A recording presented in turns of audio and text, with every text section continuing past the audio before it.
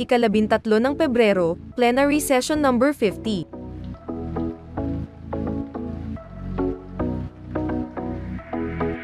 Ikalabing-apat ng Pebrero, Senate Session number 51.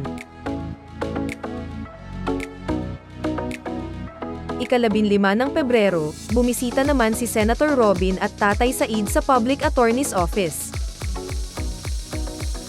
Nitong ikalabimpito ng Pebrero naman ay pumunta si Senator sa renewal of wedding vows ni Senator Cheese at Heart Evangelista. Pumunta rin si Senator Padilla sa birthday celebration ni Senator Jinggoy Estrada.